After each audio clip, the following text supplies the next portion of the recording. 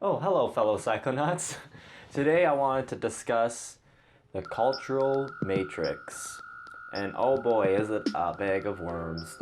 Now, I need to start off by stating that I am not an expert on this subject, and I am in fact an uneducated white cis male from the suburbs, so not that that's a bad thing, but just letting you know where my opinions come from. And I've had a reluctance to talk about this subject because I'm going to be talking very broadly, and I definitely do not want to hurt any person or peoples.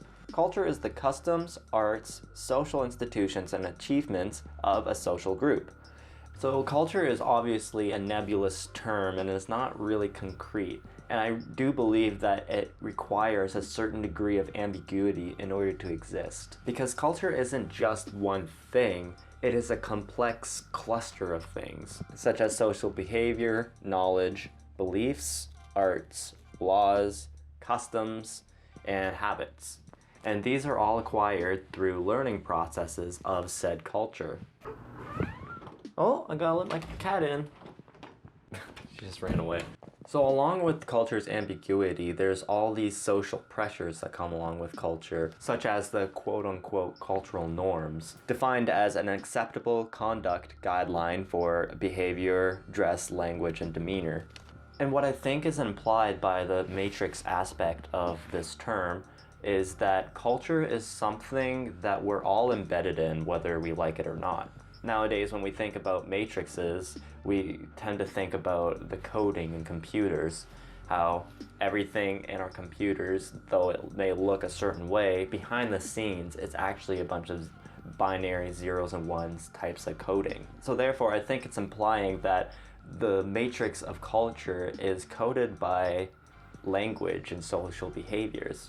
Because you see, on an individual scale, how people's psychology develop is through social conditioning. We look to others to learn how to be and operate as a human being. So what I'm trying to say is that the cultural matrix is a nebulous web of social associations that magnify predominant psychological structures of the individuals.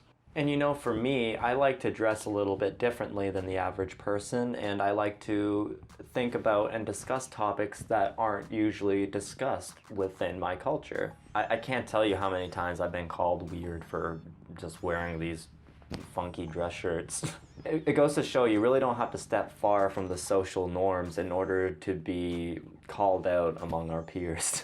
Now, as you probably know, I'm a big fan of Terence McKenna.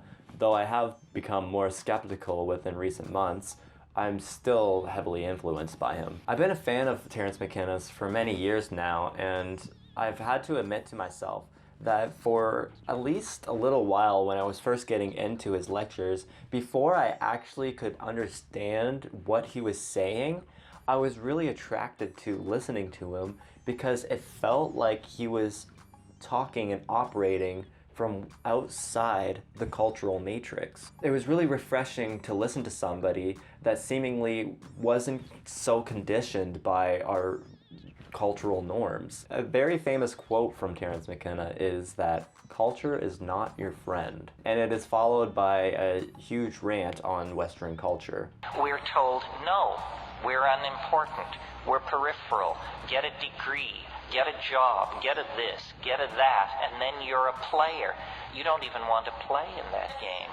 You want to reclaim your mind and get it out of the hands of the cultural engineers who want to turn you into a half-baked moron consuming all this trash that's being manufactured out of the bones of a dying world. Where is that at? And for a long time I really agreed with this because I have always felt that culture was trying to box in my identity into something that it just wasn't. As a good example, I've always wanted to be an artist, and the cultural response was that artists are dreamers doomed to starve, and that they really didn't provide anything useful to society unless, of course, although this wasn't said, unless of course you already have wealth and can afford making oil paintings all the time. I'm also pretty heavily enthusiastic about psychedelic substances, a substance that which is totally banned and not allowed within our culture.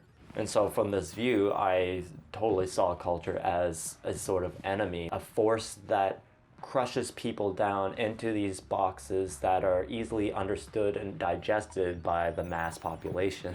But when it comes to culture, nothing is so clear and cut.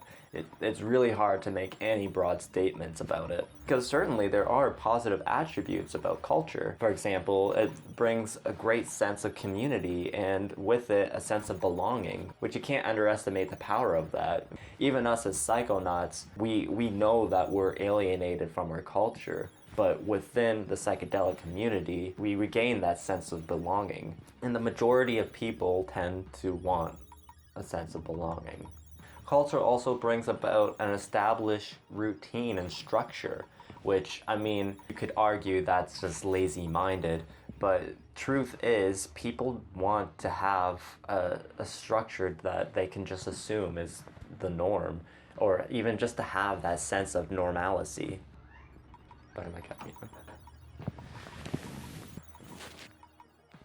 And culture also gives a lot of simple explanations, and given how complex reality really is, it is very refreshing just to be given a simple answer and being able to move on with your life. But of course, there's a light and dark to everything, so there are toxic aspects of culture as well, such as that simple explanations thing that I just said was a positive attribute can be a very negative attribute as well, because, like I said, reality is not that simple.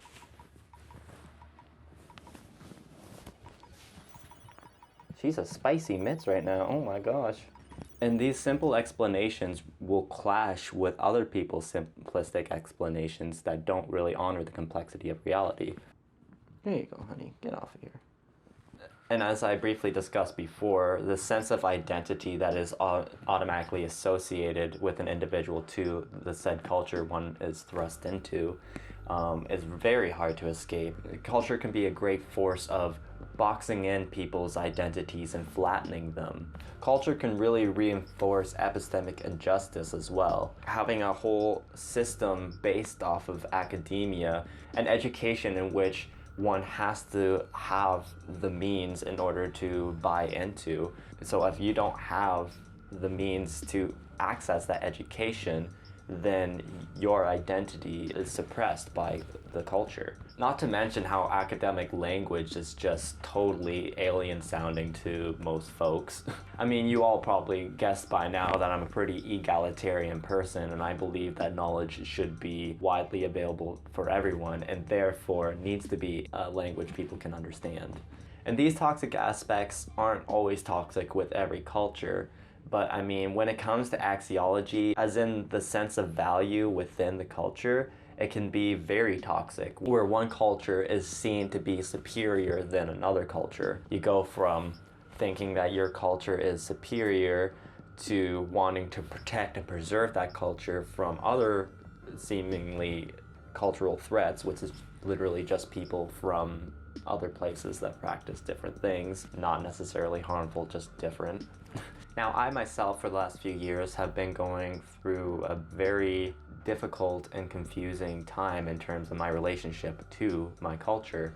And that is because I was raised to believe that I am Canadian, I come from a European heritage, and yeah, sure, I had 1/4 of myself labeled as Indian. And within recent years, it's become clear to me that what it is to be Canadian is not what I was always told it was. You see, when Europeans came over to North America, it did so with the pretense that they were the superior culture, and that the culture that was here before was labeled savage and uncivil, and therefore it justified brutal genocidal tactics, such as intentionally and willfully spreading disease, hunting bison to extinction, the primary food source of indigenous peoples, forcing indigenous peoples onto smaller and smaller reserves against their will, and the list of these genocidal tactics is extensive. So it really challenged my idea that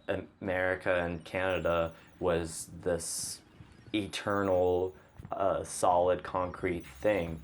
So when I turned 25, I am 26 now, I learned that a quarter of my cultural heritage is actually Mi'kmaq, as in indigenous to what is now called Canada. And it's just been a long process, and it's going to continue being a process of trying to understand what that means. I mean, the entire continent of North and South America has literally thousands of different indigenous cultures that are just given this wide label of Indian. And this flattening label of Indian really just put all these diverse cultures and millions of people into this one box of being primitive.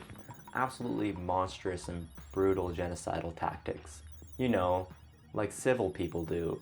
I've been trying to learn about my Mi'kmaq heritage, and it is vast and rich, but much of that heritage and history has basically been erased.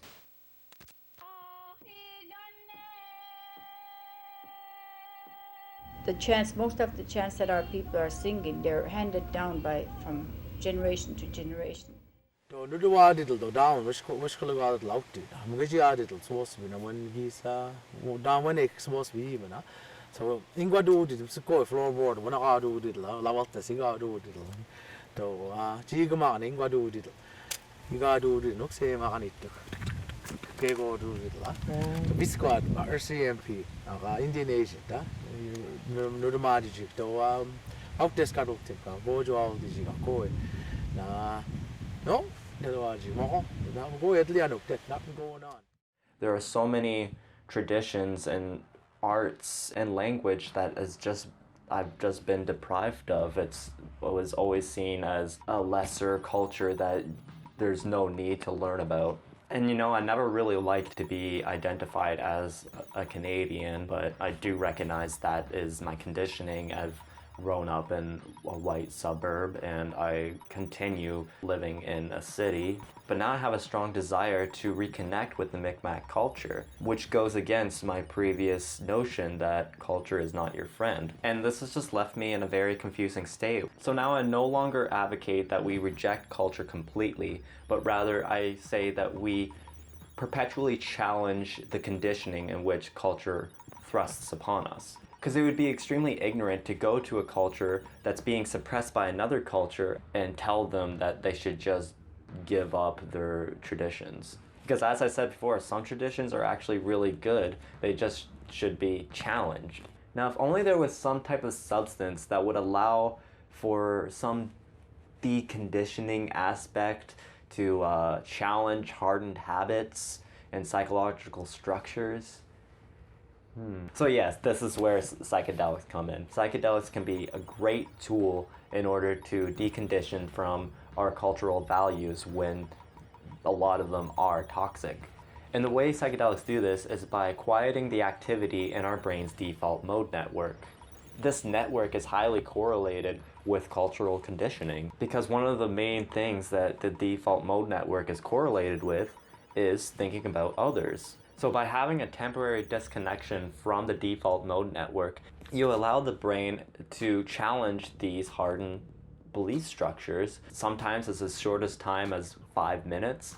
One can disrupt the activity of these constantly repeating habitual structures and actually start challenging them and unbox these beliefs and start picking them up, looking at them, and start judging the value of each thing individually.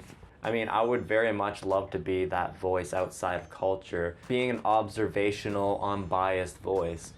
That would be great. But the reality is, I've been thoroughly conditioned by this culture. So by traveling to different places, getting experiences of other cultures, as well as taking psychedelics and trying to decondition from our habits, we can expand our identity and our knowledge and our way of approaching each other and things.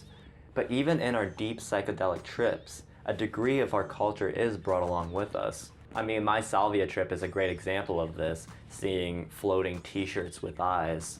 That's something that's very deeply instilled in my consciousness. I really don't want to give anybody the idea that I've gotten this all figured out, and I don't really have a very strong conclusion with this. So yeah, that's the video. Embrace change and transformation. I hope you enjoyed the video. I would really love to hear your thoughts and opinions on this subject in the comments below. Keep it civil now. Big ol' special thanks to my patrons. Please like, comment, and subscribe. Take care, everyone.